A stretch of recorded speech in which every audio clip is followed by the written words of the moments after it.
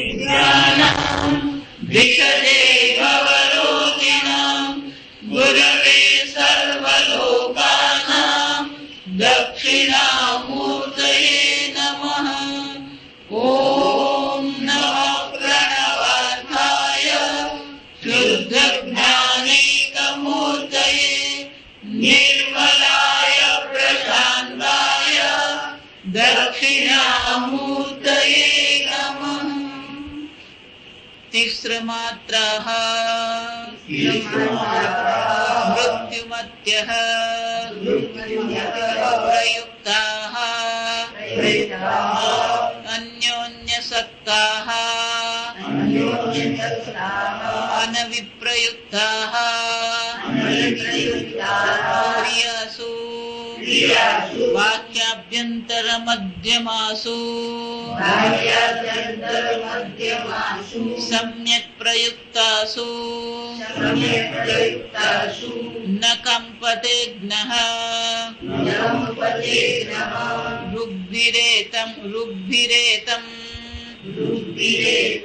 यजुर्भिरन्तरिक्षम् तामभिर्यत्तत्कवयो वेदयन्ते तमोंकारेण एव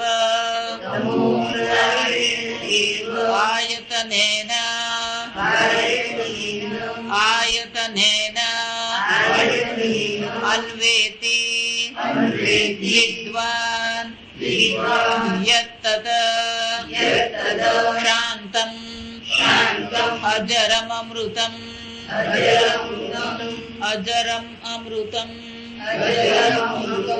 अभयं परं च एते।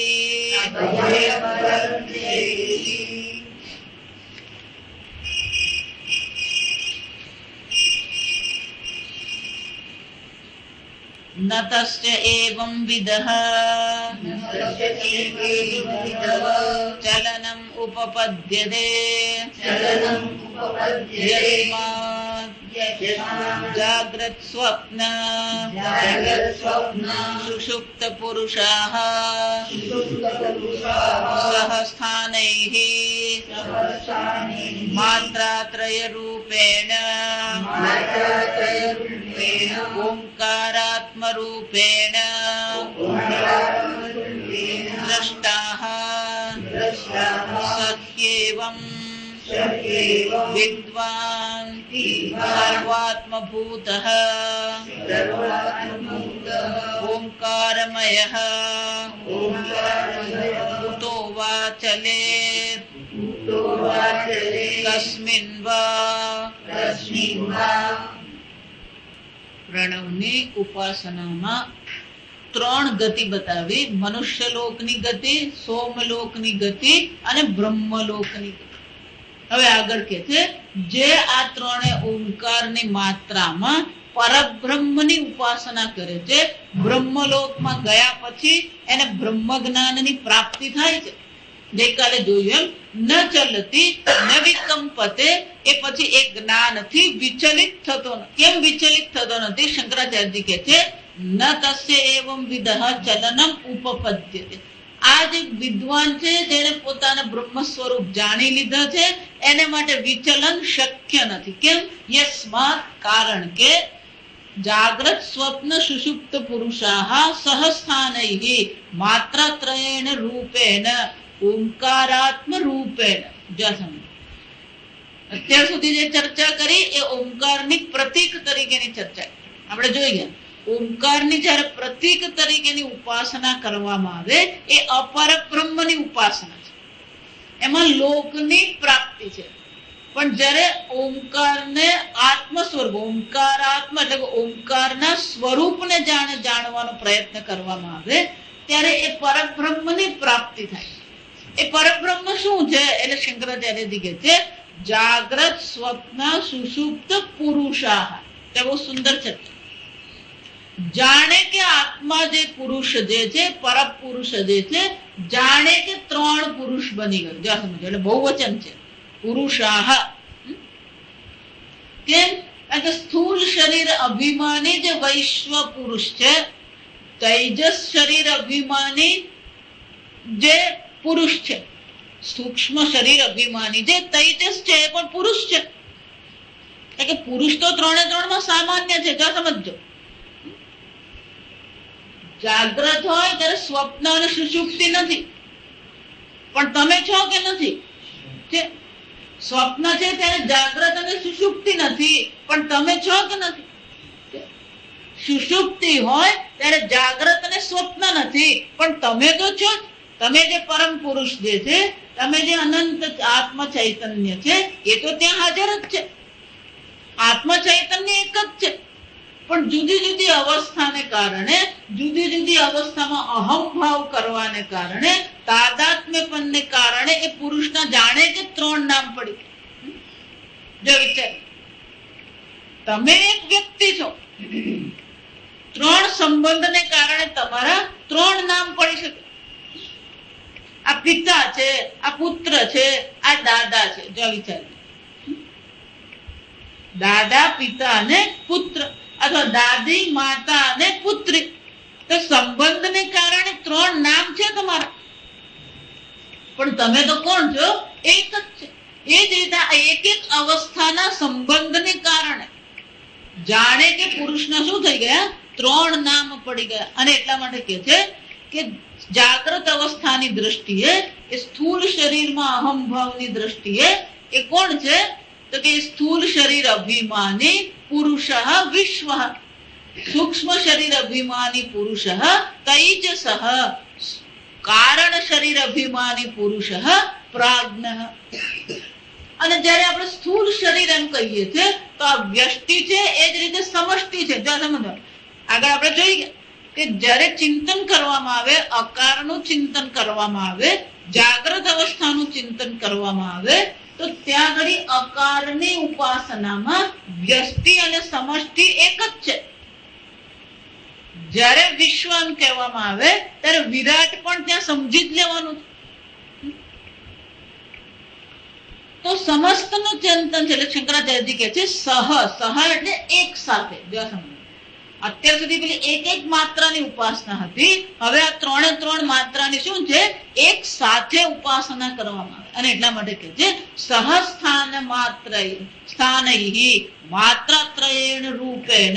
આ 3 સ્થાન છે. જાગ્રત અવસ્થા એક સ્થાન છે, સુષુપ્તિ અવસ્થા એક સ્થાન છે, સ્વપ્ન અવસ્થા એક સ્થાન છે. હવે જયારે ચિંતન કરવામાં આવે છે ત્યારે કઈ રીતે ચિંતન કરવામાં આવે છે? માત્રાત્રયેણ રૂપેણ ઓમકાર આત્મ રૂપેણ.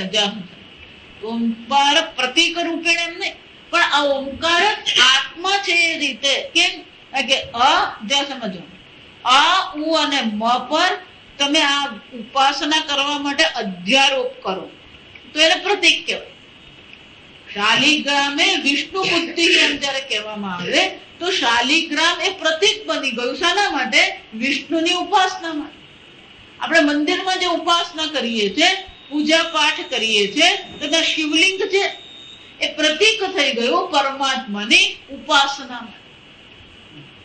મંદિરમાં આપણે મૂર્તિ પધરાવીએ, પ્રાણ પ્રતિષ્ઠા કરીએ, તો એ ત્યાં આગળ પ્રતીક થઈ ગયું. જ્યાં સમજ, એ જ રીતે ઓમકાર ધ્વનિ સ્વરૂપ પ્રતીક છે. પણ હવે શું કરવાનું? અહીંયા આગળ શંકરાચાર્યજી કહે છે આ વિદ્વાન જે છે શું કરે છે? આ 3 ઓમકારને આત્મ સ્વરૂપે જોવે છે. ઓમકારનો અ એ જાગ્રત અભિમાની પુરુષ છે, ઓમકારનો ઉ એ સ્વપ્ન અવસ્થા અભિમાની પુરુષ છે,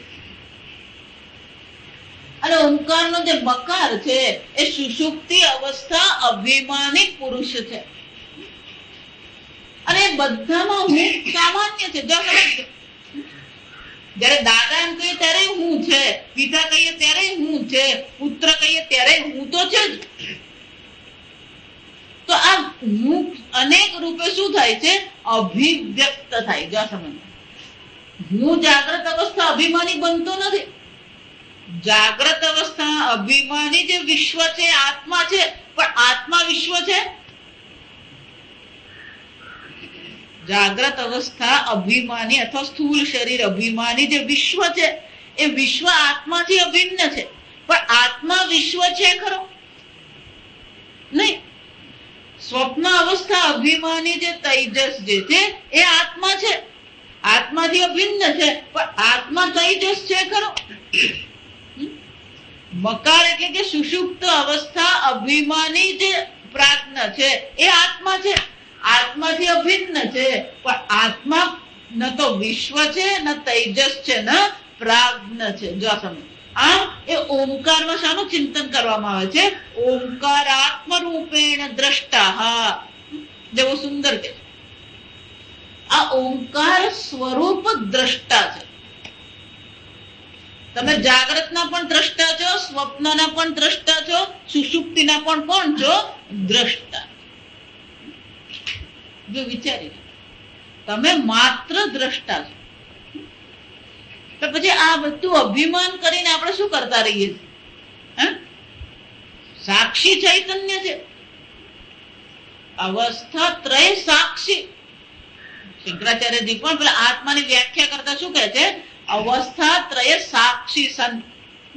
તમે સાક્ષી માત્ર છો, દ્રષ્ટા માત્ર છો. ધારો કે કોઈ નદી કિનારે ઉપર ઊભું હોય, નદીમાં પાણી ઓછું છે ત્યારે પણ એ સાક્ષી છે, પાણી એમાં આવ્યું ત્યારે પણ સાક્ષી છે, ઘોડાપુર આવ્યું ત્યારે પણ એ કોણ છે? સાક્ષી. પણ એને કશું થયું? પાણી નતું કે પાણી હોય, ઘોડાપુર આવે કે ઘોડાપુર ના આવે, એ વ્યક્તિને કોઈ ફરક પડે? એટલા માટે એ વ્યક્તિને સંસ્કૃતમાં શું કહેવાય? તટસ્થ. એ વ્યક્તિને શું કહેવામાં આવે? તટસ્થ. આપણે સામાન્ય તટસ્થ એટલે કે જે કોઈ જગ્યાએ અટકી નહીં પડે, કોઈ પક્ષ નહીં લે, એને આપણે તટસ્થ કહીએ. પણ શાબ્દિક તટસ્થ નો શું થાય? તટે તિષ્ઠતિ ઇતિ તટસ્થ. ગૃહસ્થ જેવી રીતે છે, ગૃહે તિષ્ઠતિ ઇતિ ગૃહસ્થ. તો તટસ્થ છે એનો અર્થ શું થાય? એ તટ પર કિનારા પર ઉભો છે, નદીમાં પાણી આવે, નદીમાં પાણી નથી, નદીમાં ઘોડાપુર આવ્યું, પણ એને કોઈ રીતે પાણી શું છે? સ્પર્શી શકતું. એમ આત્મા સાક્ષી એટલે દ્રષ્ટા છે. એ દ્રષ્ટા સ્વરૂપ આત્મા જે છે એ દ્રષ્ટા સ્વરૂપને જોતો રહે છે. દ્રષ્ટા હા સહૈવ વિદ્વાન, એ જ ખરેખર વિદ્વાન છે. બીજા બધાને વિદ્વાન કીધા ખરા, પણ એ ખરેખર વિદ્વાન નથી, કારણ કે પૂર્ણનું જ્ઞાન એમને નથી. અલ્પમાં જ એ લોકો શું કરે છે? બ્રહ્મની ઉપાસના કરે છે. જ્યારે આ વિદ્વાન સહી એવ વિદ્વાન, શંકરાચાર્ય કહે છે ખરેખર તો આ જ વિદ્વાન છે. કેમ? કારણ કે પૂર્ણ આત્માના દર્શન કરી ગયો છે. અને એટલે કે છે સર્વાત્મભૂત. એ વિદ્વાન કોણ છે? સર્વાત્મભૂત. સર્વમાં એ આત્માના દર્શન કરે છે.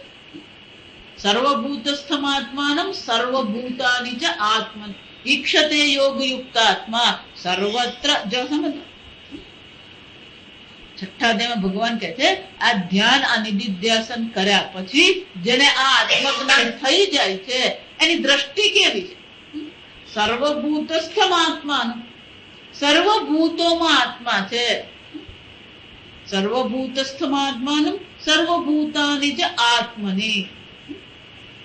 જો વિચારો, સર્વભૂતો આત્મામાં છે, આત્મા સર્વભૂતોમાં છે. બહુ સુંદર વાક્ય. સર્વભૂતસ્થમાં, આ સર્વ વસ્તુનું અસ્તિત્વ કોને કારણે છે? એ સત સ્વરૂપ બ્રહ્મને કારણે છે. પણ એ બધી વસ્તુ ક્યાં વિલસી રહી છે? આત્મામાં જ વિલસી રહી છે. અને બંને વસ્તુ છે. આત્મામાં સર્વભૂતો છે, ભૂતો સર્વભૂતોમાં આત્મા છે. બે દ્રષ્ટિ છે. આત્માની દ્રષ્ટિએ વિચારીએ તો સર્વભૂતો આત્મામાં છે. સર્વભૂતોની દ્રષ્ટિએ વિચારીએ તો સર્વભૂતોનું અસ્તિત્વ કોને કારણે છે? આત્માને. એટલે ભગવાન શું કહે છે? સર્વભૂતસ્થમાત્માનમ સર્વભૂતાનિ ચ આત્મા ઈક્ષતે યોગયુક્ત આત્મા. એ યોગયુક્ત છે. આ જ્ઞાન એને સ્પષ્ટ થઈ ગયું છે. એ ઓમકાર છે, પ્રતીક સ્વરૂપ આ ઓમકાર નહીં, પણ ઓમકારને આત્માના સ્વરૂપને સમજવા માટે એક આપણે આલંબન બની જાય. અને આત્માના સ્વરૂપનું જ્ઞાન એને થાય છે. એ જ્ઞાન થયા પછી શું છે? સર્વાત્મભૂત વિદ્વાન. પછી એ સર્વનો આત્મા બની ગઈ. ઓંકારમય. આ સર્વ ઓંકારમય છે. કુતો વા ચલે, કસ્મિન વા ચલે. જો સમજવા, આ બહુ સુંદર ચર્ચા છે. એકત્રમ અનુપશ્યત. ઈશાવાસ ઉપનિષદ પણ શું કે છે? આ એક અદ્વિતીય આત્માના જેને દર્શન કરી લીધા, તત્ર ક મોહ ક શોક. ત્યાં મોહ કેવો, ત્યાં શોક કેવો? કેમ? સર્વમાં એક જ આત્મા વિલસી રહ્યો છે. સુહૃદ, મિત્ર, હરિ, ઉદાસીન, બંધુ, સુ. ગીતામાં પણ ભગવાન શું કહે? એ ભગવાન છે એ જુદા જુદા સ્વરૂપે આપણી સામે પ્રગટ થાય છે. જો વિચારી ગયો, એક મનુષ્યનો જે વ્યવહાર છે, એ મનુષ્યના વ્યવહારમાં આટલા પ્રકારના વ્યવહાર હોઈ શકે, જો સમજો, અથવા આટલા પ્રકારના સંબંધ હોઈ શકે. સુહૃદ, કોઈ મનુષ્ય છે એ તમારા માટે સુહૃદ બનીને આવે. સુહૃદ એટલે કોણ છે? કે તમે મુશ્કેલીમાં છો, એ આવે, તમને મદદ કરે, અને કોઈ પણ પ્રકારની ઓળખાણ આપ્યા વગર, કાર્ડ આપ્યા વગર શું છે? ચાલતી પડે. જો ટ્રેનમાં ને આપણે અવર જવર કરતા હોય ને ત્યાં આવું થાય.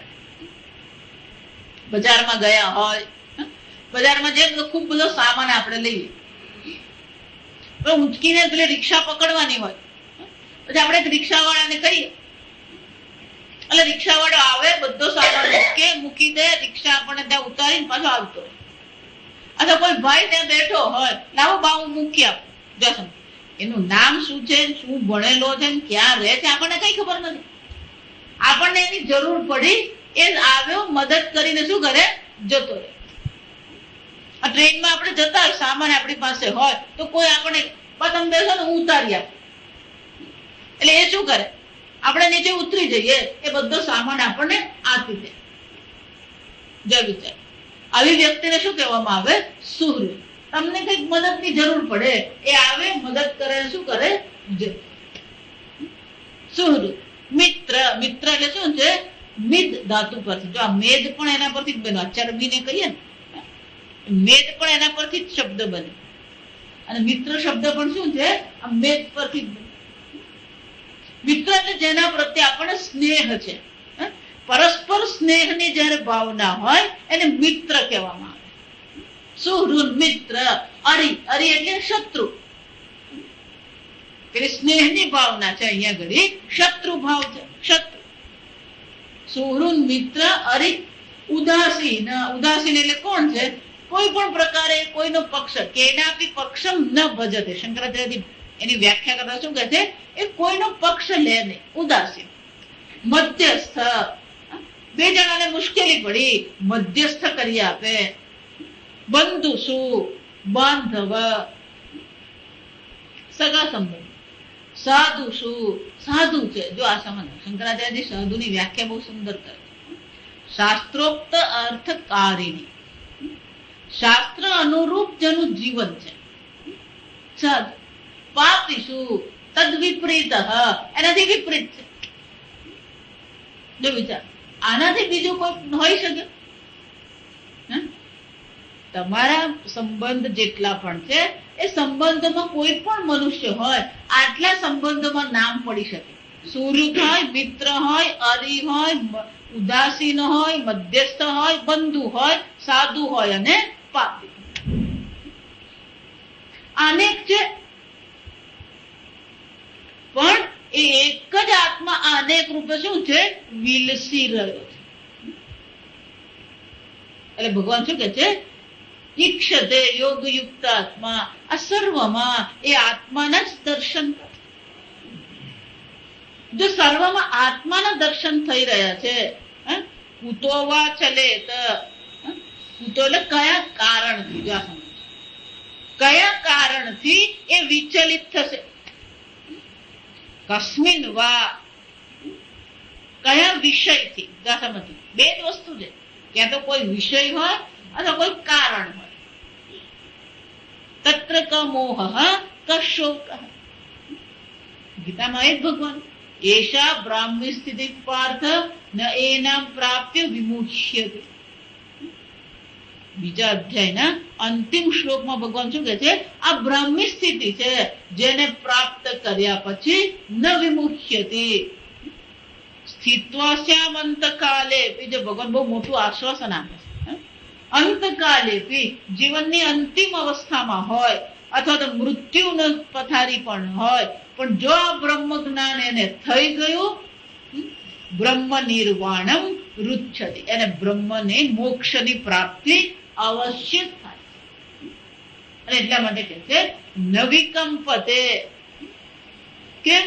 કારણ કે વિકમ્પન કરવા માટેનું, ચલિત થવા માટેનું, વિક્ષિપ્ત થવા માટે કોઈ કારણ નથી, કોઈ વિષય નથી. એકત્વ અનુપશ્યતા. જ્યાં સુધી પેલા બે છે ને ત્યાં સુધી દુઃખી થવાના હતા. સમજ? દ્વૈતાદિ દ્વયમ ભવ. ભક્તિ કરીને તોય દુઃખી જ રહી ગયા. સમજ? ભક્તિ કર્યા પછી જો માણસ દુઃખી રહેતો હોય, ભક્તિ કર્યા પછી આસક્તિ ન છૂટતી હોય, તો એનો શું થયો? એ ભક્તિથી પુણ્ય મળ્યું ખરું, પણ એ પુણ્ય આ જન્મમાં શું છે? એન્કેશ કરાય એવું નથી. જો એને આપણે બેંકની ભાષામાં કહીએ તો પોસ્ટ ડેટેડ ચેક કહેવાય. પોસ્ટ ડેટેડ કહેવાય, પ્રી ડેટ. ખબર? આજે કઈ તારીખ થઈ? આજે 17 તારીખ. ધારો કે હું કોઈને 25મી તારીખનો ચેક આપું તો શું થાય? પોસ્ટ ડેટેડ ચેક થઈ. એ 25 તારીખ સુધી એ ચેક એને માટે શું છે? કોઈ કામ નથી. એમાં આપણે ભક્તિ કરીએ, કર્મ કરીએ, પુણ્ય કર્મ કરીએ છીએ, પણ એ બધા પેલા પોસ્ટ ડેટેડ ચેક જેવા છે. જો સમજજો, પોસ્ટ ડેટેડ ચેક એટલે પછી કયા જન્મમાં એન્કેશ કરવાને તો આપણને ખબર જ નથી. ગહના કર્મણો ગતિ. આ સમજજો. પેલો પોસ્ટ ડેટેડમાં તો ડેટ મારેલી હોય એટલે આપણને ખબર હોય કે આ તારીખે એન્કેશ થશે. પણ અહીંયા જેટલા તમે કર્મ કરીને પુણ્ય ભેગા કરો ને, તારીખ વગરનો ચેક છે. એ તારીખ આપણે પાડી શકીએ નહીં. તારીખ કોણ પાડે? એ કર્મફળ દાતા ઈશ્વર પાડે તારીખ. આપણે ખાલી ચેક જ ફાડીએ. આપણે ચેક ફાડીને ભગવાનને આપી દીધો. ભગવાન કે સારું તું જા, હવે હું મારી રીતે ડેટ પાડી દઈશ. જો વિચાર. એટલા માટે અહીંયા તમે ગમે એટલું પુણ્ય કર્મ કરો, એ આ જન્મમાં તમે એન્કેશ કરી શકો છો કે? જો આ જન્મમાં એન્કેશ કરી શકતા નથી તો એ બધા કર્મ આ જન્મની દ્રષ્ટિ કેવા છે? વ્યર્થ છે. એટલે નરસિંહ મહેતા બહુ સરસ કહે, જ્યાં લગી આત્મ તત્વ ચીન્યો નહીં ત્યાં લગી સર્વ સાધના જૂઠી. કેમ? માનુષ દેહ માવઠાની વૃષ્ટિ જેમ માનુષ દેહ એડે. આ શરીર તો તમારું વ્યર્થ જ ગયું. આ સમજો. કેમ? કે મનુષ્ય જન્મ એક જ કામ. આજે ગમે આ જન્મમાં સમજાય કે આવતા જન્મમાં સમજાય, વસ્તુ આ જ સમજવાની છે કે મનુષ્ય જન્મનું પ્રયોજન તો આ ભવસાગરને પાર કરવા માટે છે. અહીંયા તમે પુણ્ય કર્મ કરો, સારી વાત છે, પણ આ પ્રયોજન પુણ્ય કર્મ છે જ નહીં. પ્રયોજન તો શું છે? એ બ્રહ્મ જ્ઞાન દ્વારા મોક્ષ મેળવવાનું. એટલે ગઈકાલે મેં કીધું એમ કે જે બ્રહ્મલોકમાં જાય છે ત્યાં ગયા પછી પણ એને બ્રહ્મ જ્ઞાન તો મેળવવું જ પડે. બ્રહ્મ જ્ઞાન મળીને પછી એને મોક્ષની પ્રાપ્તિ થાય. એને ક્રમ મુક્તિ કહેવાય. કેમ? કે અહીંયા એને મોક્ષ નથી મળ્યો. એ બ્રહ્મલોકમાં ગયો, ત્યાં બ્રહ્મ જ્ઞાન મેળવ્યું અને પછી મોક્ષ મળે. મુંડકમાં પણ આ ચર્ચા આપણે કરી ગયા કે આપણી પાસે બે વિકલ્પ છે કે બ્રહ્મલોકમાં જઈએ અને બ્રહ્મ જ્ઞાન મેળવીએ, અથવા અહીંયા આગળ બ્રહ્મ જ્ઞાન મેળવીએ.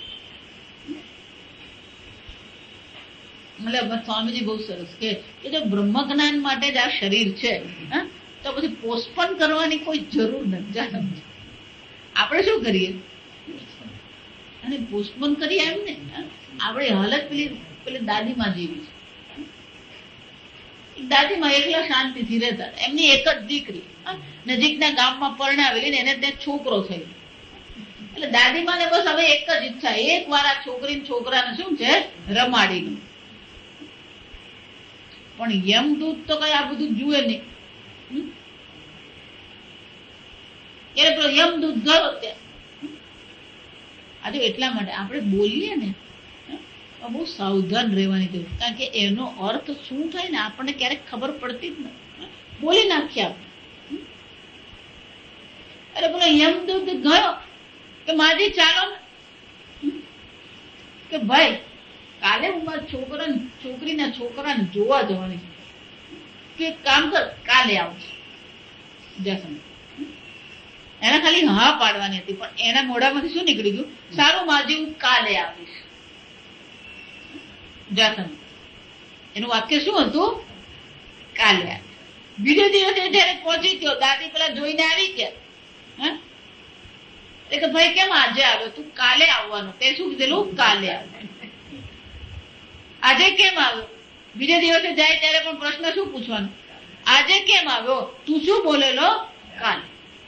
અને કાલ ક્યારે આવે, જો કલ કરે સો આજ કર, જો આજ કરે સો અબ કર. ગમે એવો એ ભૂતકાળ હોય કે ભવિષ્યકાળ હોય, છેવટે વર્તમાન બનીને જ આવવાનું.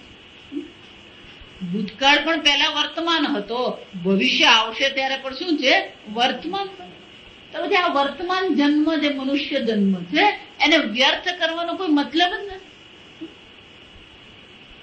આ સમજો, એક જ વસ્તુ યાદ રાખે, ભગવાન ગીતામાં એટલે વારંવાર કહેતા રહે છે, કર્મણી એવ તવ અધિકાર. આ મનુષ્ય જન્મ છે જેમાં તમને સ્વતંત્ર સંકલ્પ શક્તિ આપવામાં આવે છે. આ મનુષ્ય જન્મ છે, તમને કર્મની સ્વતંત્રતા આપવામાં આવી છે. એકવાર આ મનુષ્ય જન્મ છૂટ્યો, આ મનુષ્ય શરીર છૂટ્યું, પછી તમને કોઈ સ્વતંત્રતા નથી. આ સમજ, પછી તમે કર્મને અધીન છો. અને કર્મને અધીન છે એટલું જ નહીં, અનેક જન્મ થઈ ગયા છે. કયા જન્મમાં શું કર્યા ગયા અને આ જન્મમાં કઈ કઈ ઈચ્છાઓ કરી અને ઈચ્છા ને કઈ આસક્તિ ને કાંધો. એટલે આપણે પહેલાના જમાનામાં લોકો બધી બહુ મજાની વાતો કરે, બહુ ધનની આસક્તિ હોય ને તો પછી એવું કે આ સાપ બનીને આવવાનું છે. હવે સાપ બનીને એમ નહીં કહેવાનું, બેંક નો કેશિયર બનીને આવે. હવે શું આવે,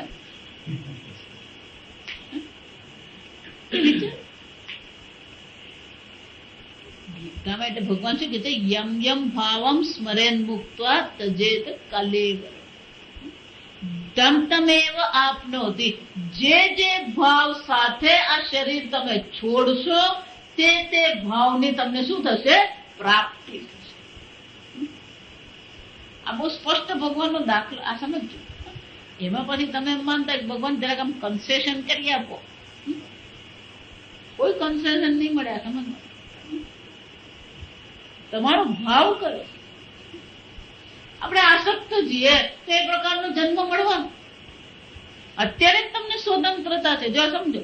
અને એ સ્વતંત્રતાથી જો તમે એકવાર બ્રહ્મ જ્ઞાન પ્રાપ્ત કરી લીધું, હું બ્રહ્મ સ્વરૂપ છું, એ જાણી લીધું, ન વિકંપતે. શ્રુતિ માતા સ્વયં શું કે છે, પછી એને ચલિત કરનાર કોઈ નથી. જો સમજો, યોગરતો વા ભોગરતો વા સંગરતો વા સંગવિહીન. કોઈ પણ પરિસ્થિતિ, એકલા હોય કે અનેક લોકોની વચ્ચે હોય, યોગની સમાધિમાં હોય કે ભોગમાં હોય. જો સમજો, અચ્છા આ યોગીઓની આ તકલીફ છે. એટલે એકાંતમાં રહેવાની આદત પડી જાય, પછી જયારે લોકો વચ્ચે આવે ત્યારે શું થાય, રહી નહીં શકે. અને જે લોકોને લોકોમાં રહેવાની આદત પડી ગઈ એ પેલો એકલો રહી શકે. સમજ, જે લોકોને આ જપ કરવાની આદત પડી ગઈ, તપશ્ચર્યાની આદત પડી ગઈ હોય, ઘણી વાર આ તપશ્ચર્યા જપ તો બાજુ, આ સમજો, એકલા રહેવાની આદત પડી ગઈ હોય, ઘરમાં આવીને કોઈ છાપો અહીંયાથી અહીંયા મૂકી દે તો આપણા મનમાં શું થઈ જાય, આ 2 દાડા રહી ગયા કોણ, ઘર. આપણી દ્રષ્ટિ ક્યાં છે? અને એટલા માટે શું કહે છે શંકરાચાર્યજી કે છે, આ ઓંકારમય સર્વ આત્મા જે છે, વિશ્વ હોય, વિરાટ હોય, તેજસ હોય કે હિરણ્ય ગર્ભ હોય, પ્રાજ્ઞ હોય કે ઈશ્વર હોય, સર્વ ઓંકારમય છે, સર્વ આત્મ સ્વરૂપ છે, સર્વભૂત સર્વાત્મભૂત. કુતો વા ચલેત, કસ્મિન વા ચલેત, એ કોઈ પણ રીતે વિક્ષિપ્ત થઈ શકે એમ છે. જો આગળ મેં તમને પેલું દ્રષ્ટાંત આપેલું, આ દ્રષ્ટાંત યાદ રાખવું. કોઈ વિક્ષિપ્ત એને કેમ નથી કરી શકતો?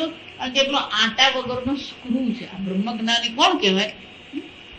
દુઃખેષુ અનુદ્વિગ્ન મનઃ, સુખેષુ વિગત સ્પૃહ. જો સમજો, તો સ્ક્રૂ ડ્રાઈવર થી આપણે સ્ક્રૂ ચડાવીએ, પછી ઘણી વાર એવું થાય કે એકાદ પેલો સ્ક્રૂ આવે ને, પેલો ગોળ ગોળ ફેરવ્યા કરે ને પેલો ચડે જ નહીં. સ્ક્રૂ શું થાય? પેલો ચડે જ નહીં. ગમે એટલું ટાઈટ કરો, પેલો ટાઈટ અંદર ઉતરી જાય ખરો, પણ ટાઈટ નહીં થાય. જો સમજો, એટલે આપણે આમ પાછો એને કાઢીને જોઈએ તો શું થાય? પેલો એક જ આંટો શું થઈ ગયો હોય? ઘસાઈ ગયો. એમ આપણે આ બધા અનેક આંટા સાથે બેઠા છે ને, એટલે જગત આપણને શું કરતું રહે છે? ટાઈટ કરે. આ બ્રહ્મ જ્ઞાન એટલે શું છે? આ બધા આંટા વગરનો માણસ બની જાય. ગમે તે થઈ જાય, પેલું ટાઈટ થાય જ નહીં. લોકો ધારો કે પણ આમ ટાઈટ કરવાનો પ્રયત્ન કરે, એ થાય જ નહીં. ત્યાં સમજ, કોઈ રીતે ઉદ્વિગ્ન નહીં થાય. નિર્મમ નિરહંકાર સશાંતિમ અધિગચ્છતિ. ગીતામાં અનેક શ્લોકોમાં ભગવાન આ જ્ઞાનીની ચર્ચા. વિહાય સામાન્ય સર્વાન ઉમાંશ્ચરતિ નિસ્પૃહ. એક સ્થાન પર જ બેસે છે એવું નથી કહેતા. ભગવાન શું કહે છે? ચરતી પુમાન. એ જ્ઞાની શું છે? વિચરણ કરતા પણ કોઈ જગ્યાએ આસક્તિ નથી, કોઈ ઈચ્છા નથી. નિર્મમ, ક્યાંય મમતાનો ભાવ નથી. નિરહંકાર, ક્યાંય અહંકારનો ભાવ નથી. અને જો વિચરણ આ જગતમાં કરતા રહે છે, છતાં પણ શું છે? સશાંતિ અધિગચ્છ. આપણે તો બહાર ગયા હોય ને, ઘરે આવે ને એટલે આમ ઘરમાં પગ મૂકે એટલે પહેલું શું થાય? આમ ઘરમાં આવે ને એટલે શાંતિ થઈ જાય. પણ જ્ઞાની કોણ છે? અનિકેત, એનું કોઈ ઘર છે, છતાં પણ કોણ છે? સ્થિર મતિ. એની મતિ કેવી છે? સ્થિર. જો વિચાર ન વિકમ. સમુદ્રમાં જેમ પાણી ઠલવાય પણ સમુદ્ર વિચલિત થતો નથી. આપૂજ્યમાનમ અચલ પ્રતિષ્ઠમ. એ અચલ છે, પ્રતિષ્ઠિત છે. ક્યાં ઘડી? પોતાની જ મહિમામાં. જો સમજો, સમુદ્રની પોતાની મહિમા છે, એ મહિમામાં સ્થિત છે, પ્રતિષ્ઠિત છે. ગમે એટલો વરસાદ પડે, ગમે એટલું બાષ્પીભવન થાય, ગમે એટલી નદીઓ પાણી ઠાલવે કે ન ઠાલવે, સમુદ્રની પ્રતિષ્ઠામાં કોઈ વધઘટ નહીં થાય. પણ શરીરમાં, મનમાં, બુદ્ધિમાં અહંભાવ કરવાને કારણે આપણું મન પેલું ખાબોચિયા જેવું થઈ ગયું. ખાબોચિયાની હાલત કેવી છે? વરસાદ પડે ને તો ઉભરાઈ જાય, અને તડકો પડે તો શું થાય?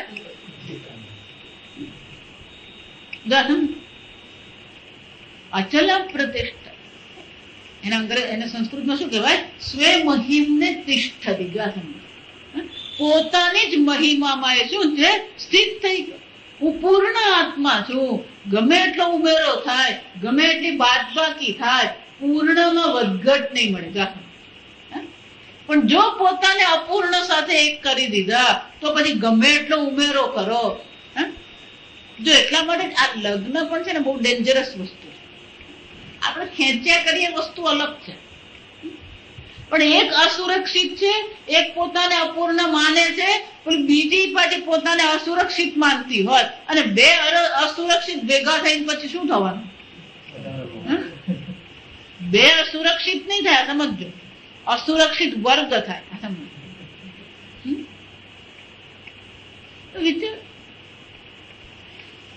અસુરક્ષામાં ઉમેરો જ થાય છે, પૂર્ણતાનો અનુભવ જ નથી આપણને. એટલે ભગવાન પણ કહે છે તમે તો એ પૂર્ણ આત્મા છો જ, ફક્ત એને શું કરવાનું? બ્રહ્મ એટલે પૂર્ણ, એને જાણી લેવાનું છે હું પૂર્ણ આત્મા છું. સર્વાત્મભૂત ઓંકારમય વિદ્વાન. એ વિદ્વાન છે જે પોતાની પૂર્ણતામાં સ્થિત થઈ ગયો છે, ન વિકંપતે. પછી એને ક્યારેય કોઈ વિચલિત કરી શકે એમ વિચલિત થવા માટેનું કોઈ કારણ નથી અને વિચલિત થનાર કોઈ વિષય પણ નથી. જો સમજો કયા કારણથી વિચલિત થશે? જો વિચાર, જો એટલે કહું, જે પણ કઈ થાય ને આટલું જ વિચારવા. કોઈ તમને કઈ કહે અથવા તમને કોઈ પરિસ્થિતિ આવે, એ પરિસ્થિતિ કઈ દ્રષ્ટિએ છે? એ ઉપાધિની દ્રષ્ટિએ છે, આત્માની દ્રષ્ટિએ છે જ નહીં. તાવ આવ્યો તો કોને? તમને તાવ આવ્યો. એટેક આવ્યો તો કોને આવ્યો? હૃદયને એટેક. પણ આપણને શું કામ એટેક આવી જાય? જો સમજો, એક એટેક હૃદયને આવે પણ બીજો એટેક ક્યાં ઘડી આવે? હું કોણ છું? હું હૃદય છું જ નહીં, હું શરીર છું જ નહીં. આ શરીર શરીરનું કામ કરે છે. હું તો કોણ છું? એ પૂર્ણ આત્મા છે. સતત આપણી બુદ્ધિ શું થવી જોઈએ?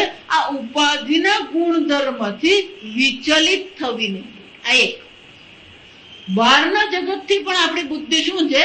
વિચલિત થવી જોઈએ નહીં. પણ એનો અર્થ એવો નથી કે મને તો હાર્ટ એટેક આવે હું તો ચાલતો રહું, એમ નહીં. હાર્ટ એટેક આવે તો શરીરની કાળજી તો લેવાની જ છે. એટલે ભગવાને આપણને આ શરીર આપ્યું છે તો શરીરને સાચવવું એ આપણી જવાબદારી છે. બહાર પેલા દાદી પડી ગયા છે એમ નહીં, એ તો પડી ગયા તો શરીર પડી ગયું, દાદી થોડા પડી ગયા એટલે પેલા ઉભા નહીં કરવાના એમ નહીં. એ પાછું એવું નહીં કરવું. માજી પડી ગયા તો શું કરવાનું હોય? જઈએ એમને ઉભા કરીએ, એમને વાગ્યું હોય તો ડોક્ટરને ત્યાં લઈ જઈએ, એ તો કરવાનું જ છે. એ તો શરીર પડી ગયું, આજે સવારે અમને કીધું, એમ નહીં.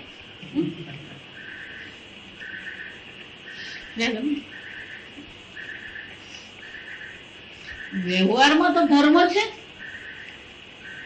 વ્યવહારમાં જો સમજમાં એટલામાં વ્યવહારમાં તો ધર્મ જ છે. શું કરવું જોઈએ અને શું ન કરવું જોઈએ એ તો સ્પષ્ટ જ છે. પણ આપણે જે વિચલિત થઈ જઈએ છે, વિક્ષિપ્ત થઈ જઈએ છે, ન વિકંપતે. જો સમજ, એ ક્યારેય વિકંપિત થતો નથી.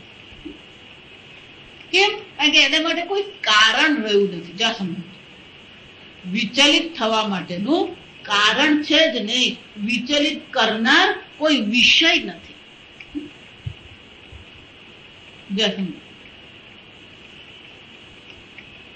જે પણ કઈ છે સર્વ આત્મ સ્વરૂપ છે, ન વિકમ. હવે આ છેલ્લો મંત્ર છે, 7મો મંત્ર. ઋગ્ભિઃ એતમ યજુભિઃ અંતરિક્ષમ. શંકરાચાર્યજી કે છે, આપણે વાક્ય શંકરાચાર્યજી, સર્વાર્થ સંગ્રહાર્થઃ દ્વિતીયો મંત્રઃ ऋग्भिरेतं लोकं मनुष्य उपलक्षितं यजुर्भिः अंतरिक्षं सोम अधिष्ठितं सोमभिः यत्तद् ब्रह्मलोकम् इति तृतीयं कवयः मेधाविनः विद्यावन्तः एव न अविद्वांसः वेदयन्ते न अविद्वांसः वेदयन्ते तं त्रिविधं लोकम् ओंकारेण साधनेन अपर ब्रह्म लक्षणम् अन्वेति अनुगच्छति विद्वान् तेन एव ओंकारेण यत्तत्परम् ब्रह्माक्षरं सत्यम् पुरुषाख्यं शान्तं विमुक्तं જાગ્રત સ્વપ્ન સુષુપ્તિ આદિ વિશેષ સર્વ પ્રપંચ વિવર્જિતમ અતઃ એવ અજરમ જરાવર્જિતમ અમૃતમ મૃત્યુવર્જિતમ અતઃ એવ યસ્માત જરા વિક્રિયાદિરહિતમ અતઃ અભયમ યસ્માદેવ અભયમ તસ્માत् પરમ નિરતિશયમ તદપિ ઓંકારેણ આયતનેન ગમન સાધનેન અન્વેતિ ઇત્યર્થઃ ઇતિ શબ્દઃ વાક્ય પરિસમાપ્ત્યર્થઃ.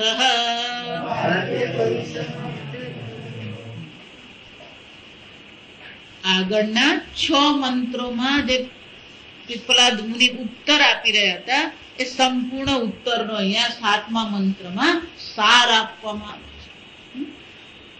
ઋગ્ભિઃ એતમ,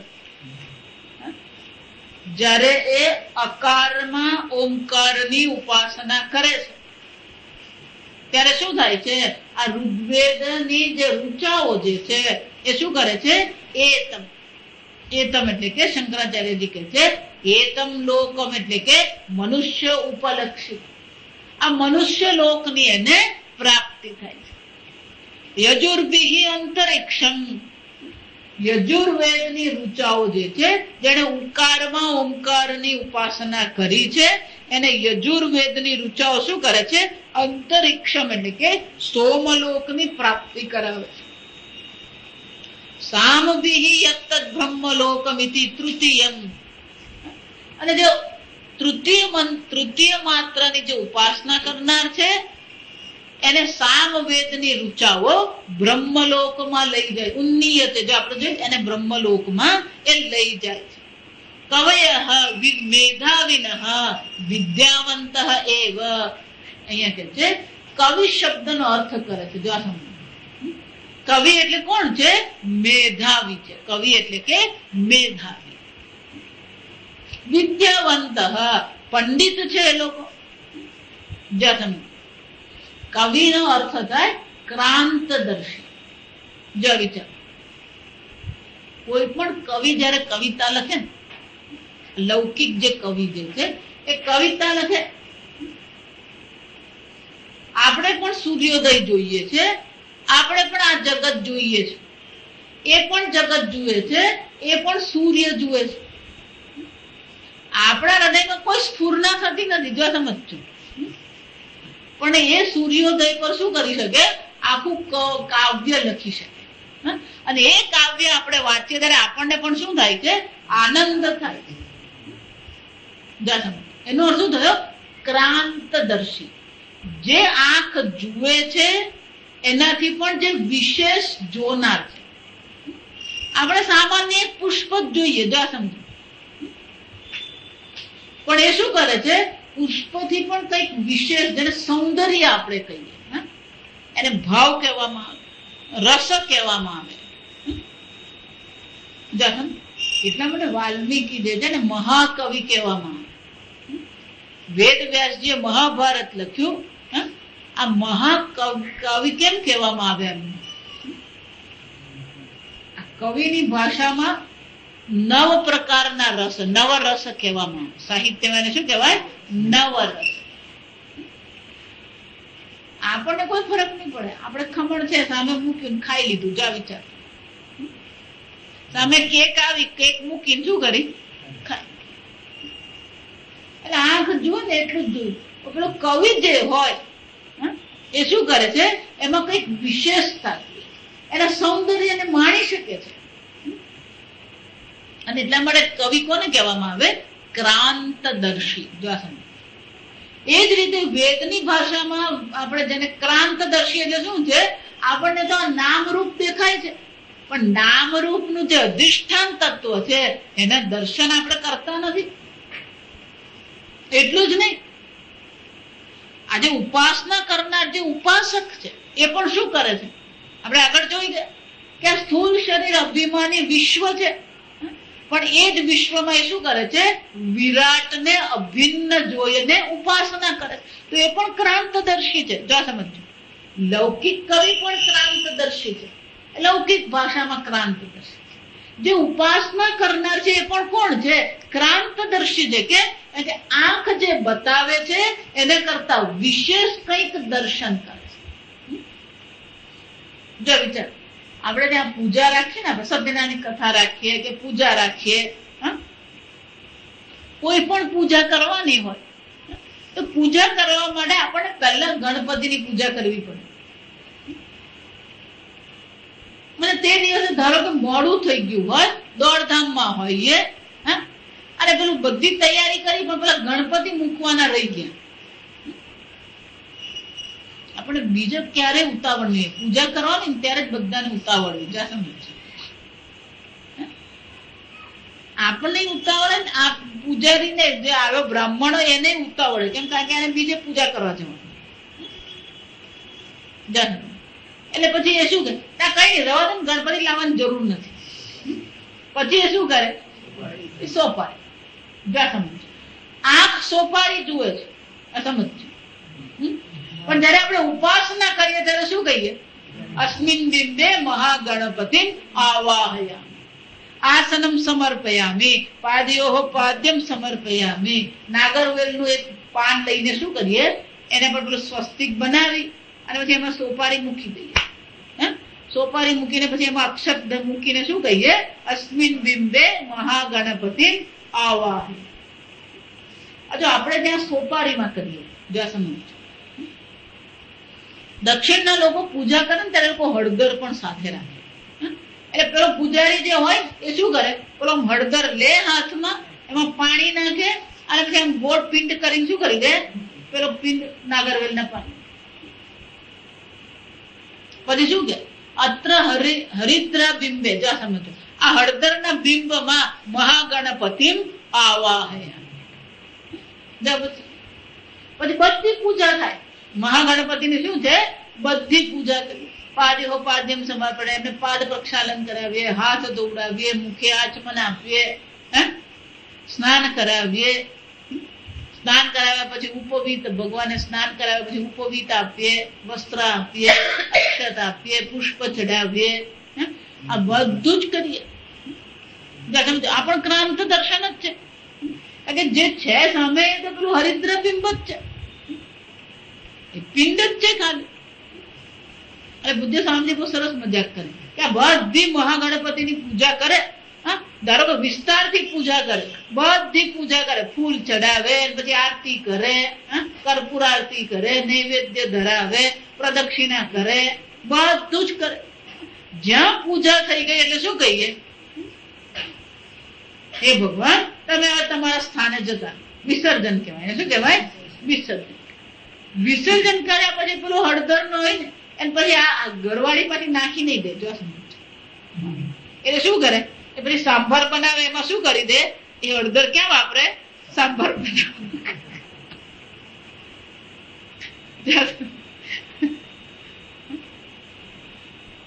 આમ આ ઉપાસના પણ ક્રાંત દર્શન છે. ઉપાસના પણ શું છે?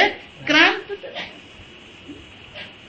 એટલે શંકરાચાર્યજી કહે છે મેધાવિનઃ વિદ્યાવંત. આ કવિઓ છે. કેમ કવિઓ છે? કારણ કે મેધાવી છે, બુદ્ધિશાળી લોકો છે.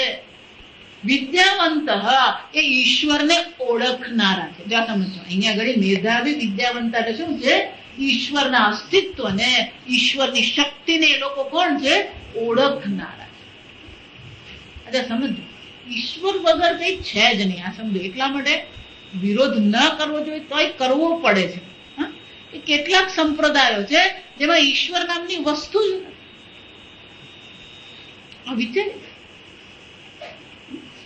ઈશ્વર છે અને ઈશ્વરની પૂજા કરવી, ઈશ્વરની કદર કરવી, એ તો મનુષ્ય જીવન છે.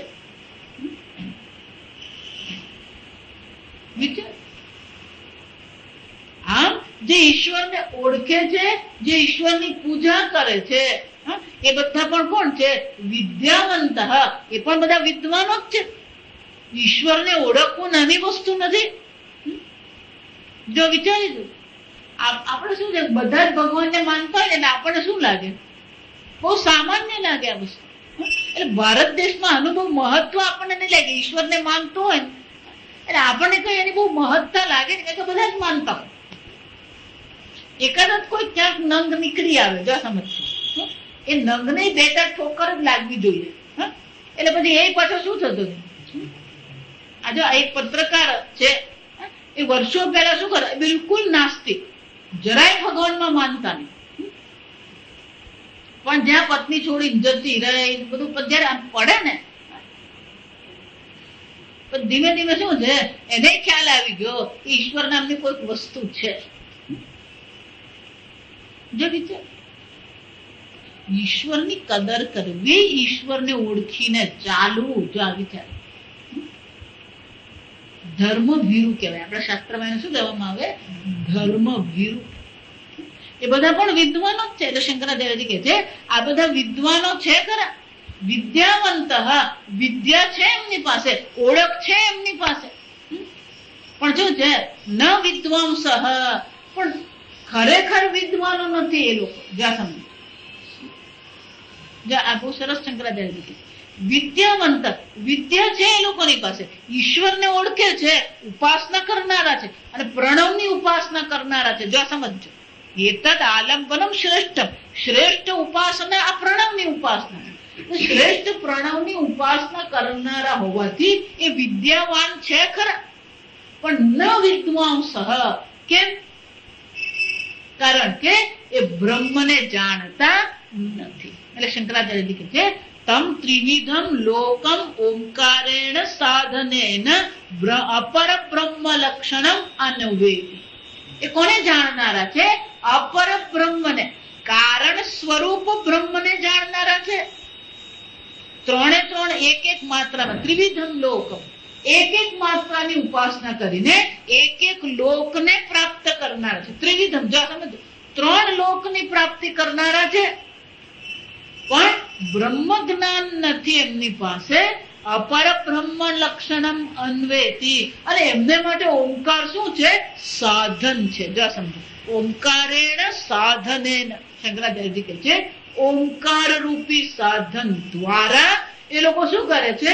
આ અપર બ્રહ્મની પ્રાપ્તિ કરે છે. ત્રણ લોકની પ્રાપ્તિ કરે છે. પણ વિદ્વાન કોણ છે?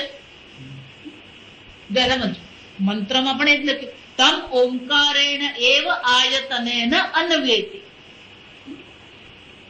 એ આ ત્રણ લોકની પ્રાપ્તિ કરે છે. વિદ્વાન યત, પણ જે વિદ્વાન છે આ બધા કોણ છે? અવિદ્વાન છે. વિદ્યાવાન છે ખરા, ઈશ્વરને ઓળખે છે, પ્રણવની ઉપાસના કરે છે, શાસ્ત્રને જાણકાર છે, પણ વિદ્વાન નથી. વિદ્વાન કોણ છે? એટલે શંકરાચાર્યજી ભાષ્યમાં કહે છે તેન એવ ઓમકારેણ. જો સમજો, જે ઓમકારની ઉપાસના દ્વારા આ ત્રણ લોકની પ્રાપ્તિ કરનારા છે, ઈશ્વરને ઓળખનારા છે, એ જ ઓમકાર દ્વારા યત પરમ બ્રહ્મ અક્ષરમ સત્યમ પુરુષાખ્યમ શાંતમ. એ જ ઓમકારની સાધના દ્વારા, એ જ ઓમકારમાં બ્રહ્મની ઉપાસના દ્વારા કોણ છે? એ બ્રહ્મ અક્ષર, પરબ્રહ્મની ઉપાસના કરનારા જે છે. સત્યમ પુરુષાખ્યમ શાંતમ અજરમ અમૃતમ અભયમ પરમ ચ ઇતિ.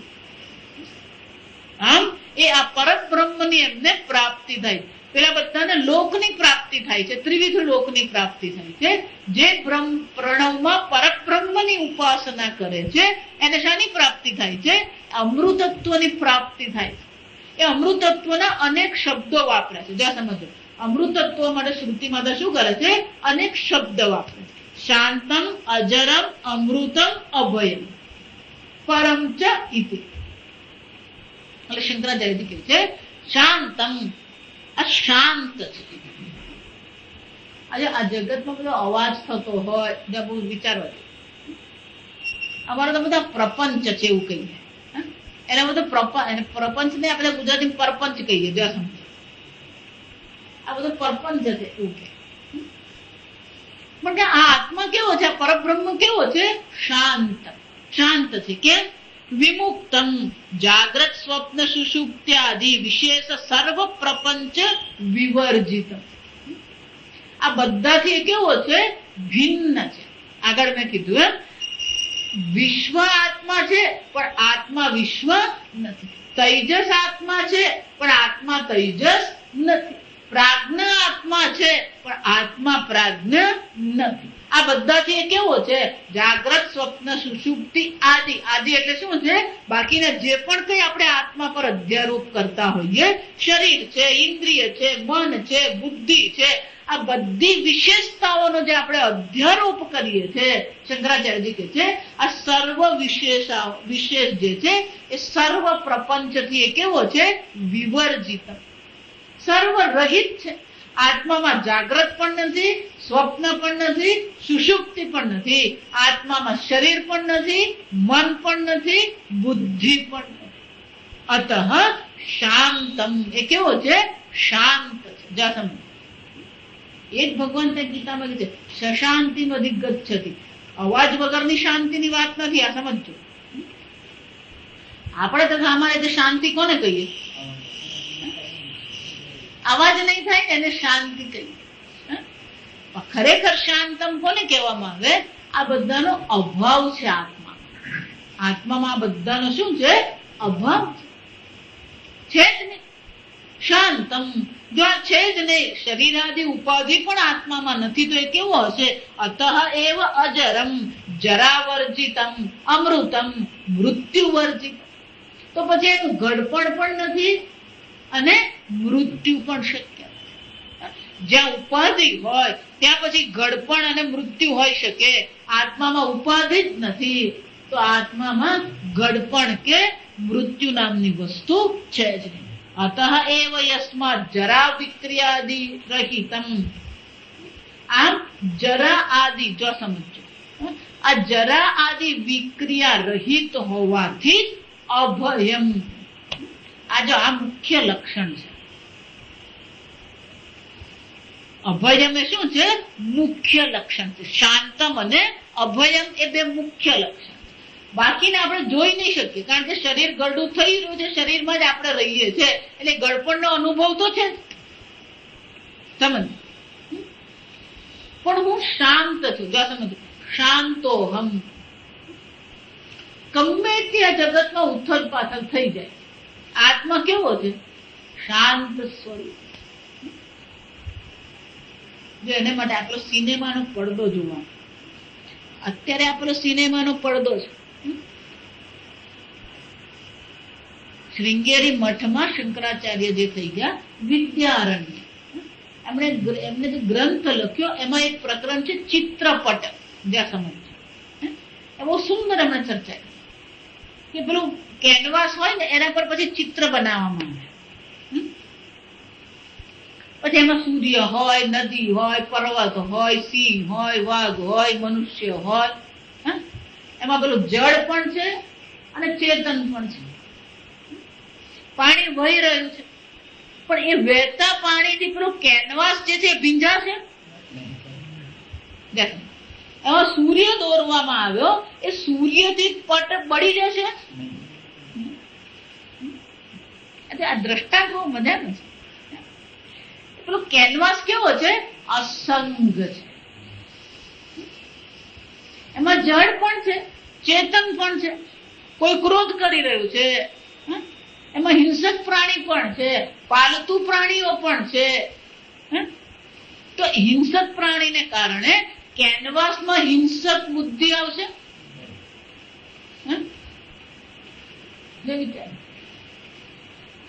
આધુનિક રીતે આપણે પેલું સિનેમાનો પડદો લઈ શકીએ. સિનેમાના પડદામાં ગમે તેવું થાય, આગ લાગે તો એ પડદો તો શું છે?